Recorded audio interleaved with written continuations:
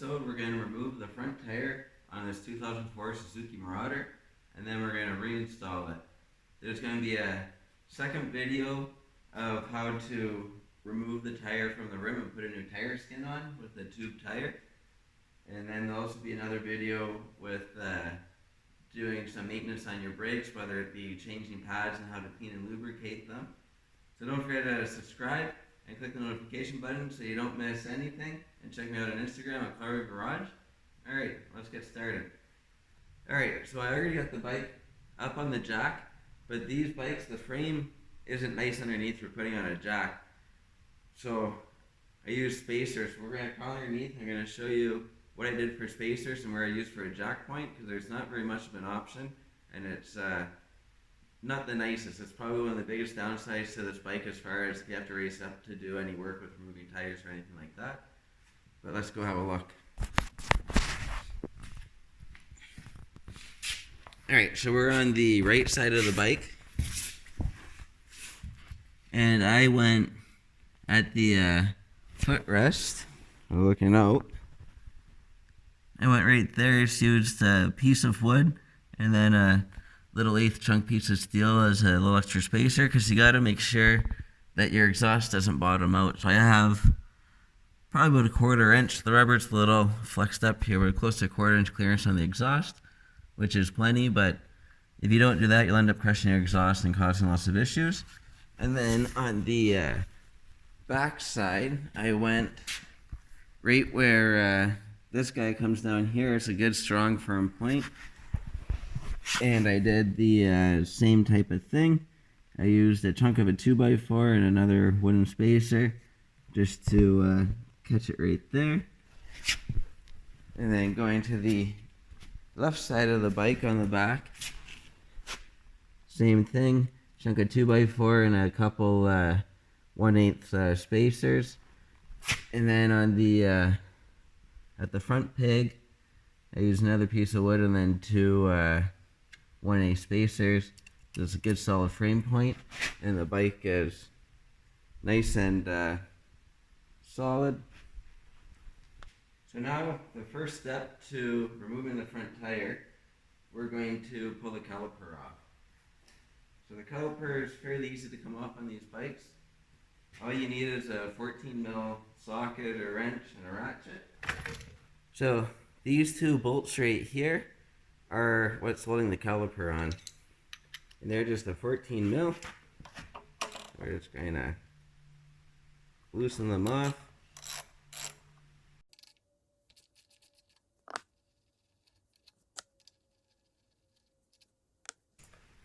And then once you have those bolts out, you should be able to just work the caliper off.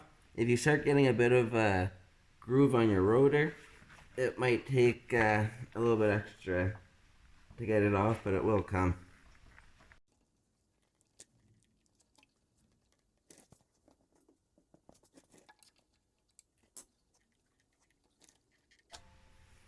And then once you get it off the rotor, you just slip it out. And then the caliper is free, so it won't restrict the tire coming down. Alright, now the next thing I'm going to do, I'm going to lower the bike back down to the ground. And you can take the caliper off with the bike sitting on the ground too. It doesn't matter whether it's in the air or not. I just had it in the air so it'd be easier to crawl underneath and show you where the spacers were for jacking it up.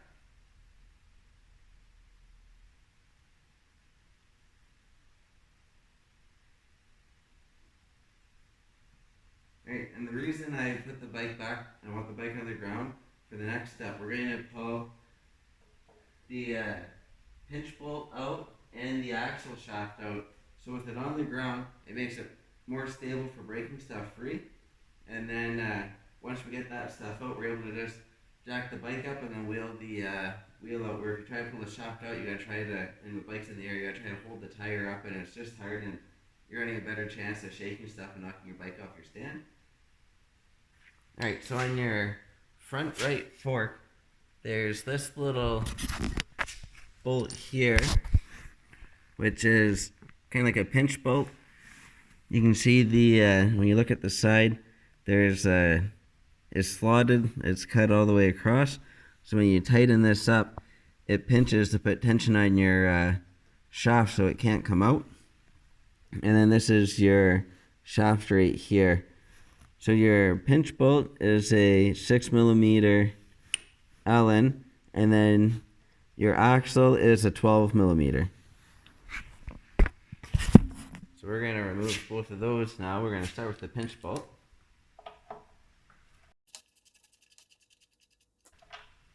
There's pinch bolt out. And now we can pull our axle out.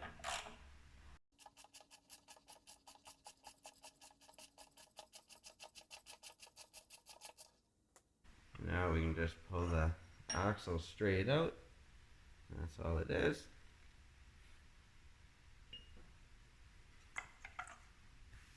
And now we're going to jack the bike up and we'll be able to roll the wheel right out.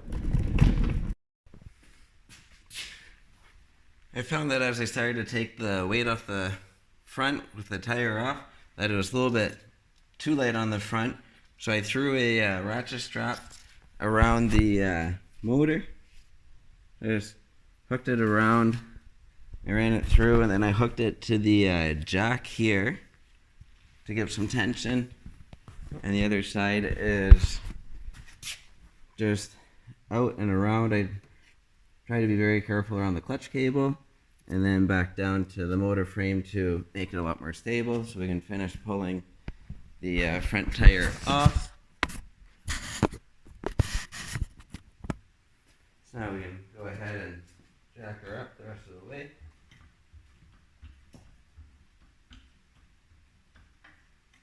Now we should be able to just wheel this right out, just like so. And now we're free. This is the tire. So this thing hanging right here, this is actually for your speedometer. There's two dogs that come out and they grab on these two slots here, and that's what, as the wheel's turning, that's what spins your odometer and your speedometer to give you how many kilometers you've gone or miles and your speed and that kind of stuff. So the tire is off. The reason I'm pulling it off right now is because I was watching the bike the other day and I found this big gash in it. It's actually pretty bad and it's straight down to the canvas. And it comes all the way across here. So tread-wise, it's probably going to be good for the amount that this bike gets used for probably another summer or two. But I seen that, and I don't want to have a tire blowout or anything, so that's why I'm changing this tire, and that's why we're pulling this wheel off at this time. Alright, we got the new tire skin on, and we're ready to start putting it back on the bike. So if you need to see how to do that, go check out the next episode. I'll leave the episode number in the comments, but it should be the episode right after this one. But I'm not sure which number it will be until I finish editing it and post it.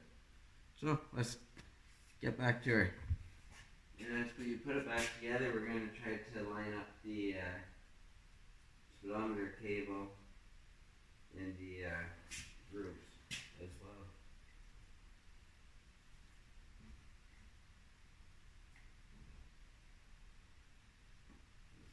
Just like that. Now we're just going to slowly go down and adjust as we go.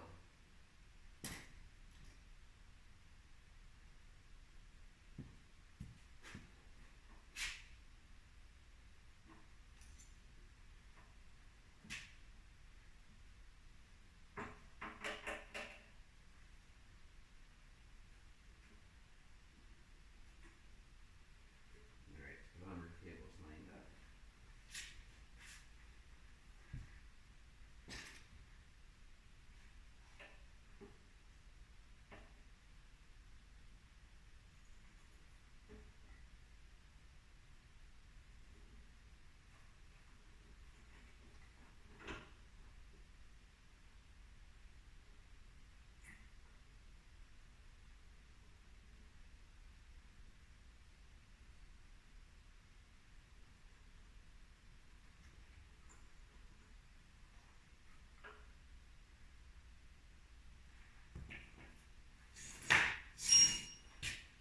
Alright, we're pretty close there.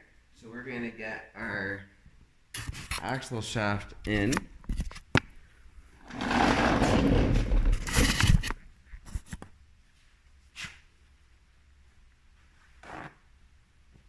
So I'm just going to wipe it down with the rig and then put some fresh grease on it before I shove it in.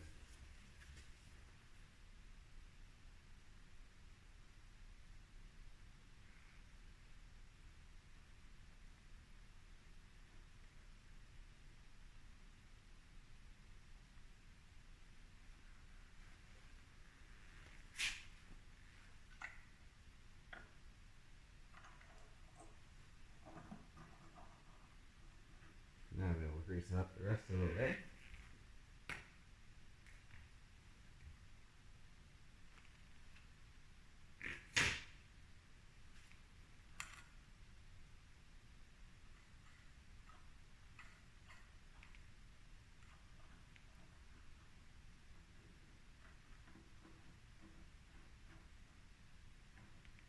I usually put a little bit of grease on this section too, just because.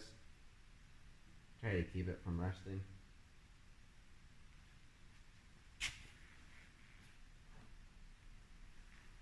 Now we just gotta get this to line up. We're pretty close.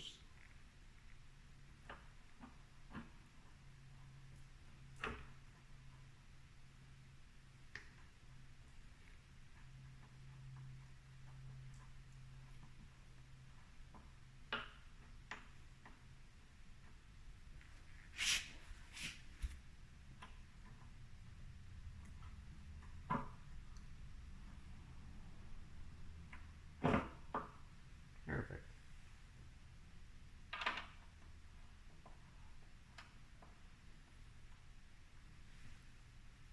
Now we can start ratcheting it in, and it should start pulling everything together.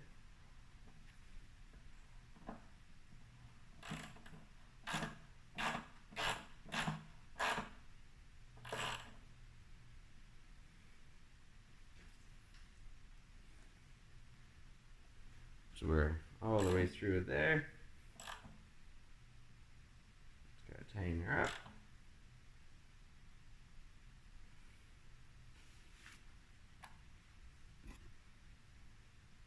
Alright, now that the axle shaft's in and tight, we can put our little pinch bolt in. Here's our pinch bolt.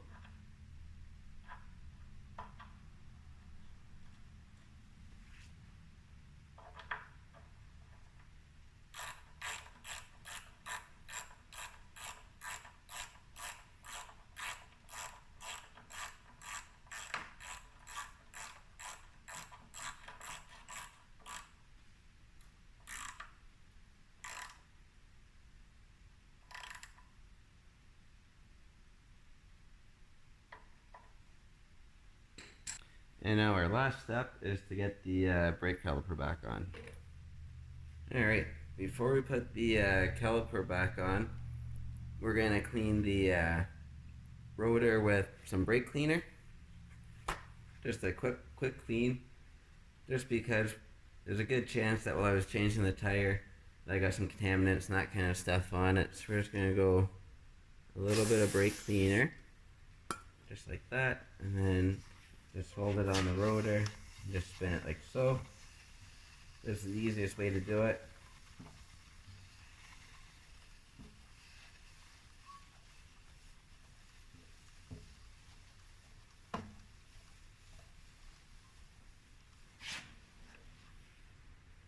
As we can see, there was a little bit of dirt on there. And then we'll take a clean paper towel,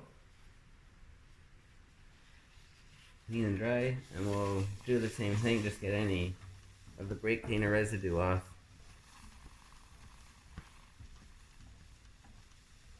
I just checked the brakes on this thing about a week ago and I haven't driven it since, and I cleaned the pads up then, so I'm not going to re-clean the pads, but otherwise I would be, if I didn't just do them, I'd be cleaning the pads too and getting any debris or anything off of them. And that's good. I'll take my bolts back out. I put them there so they wouldn't get lost.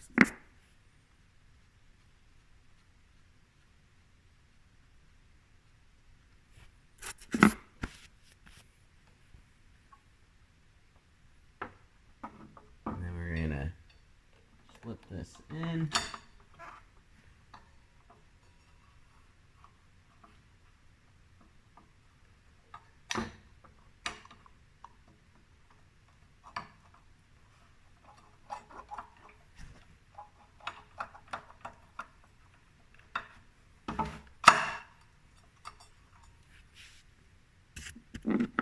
Then we can put our bolts back in.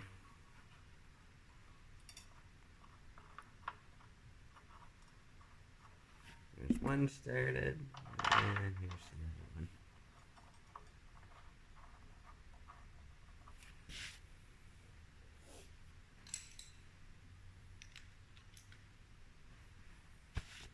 Now we can tighten those back up.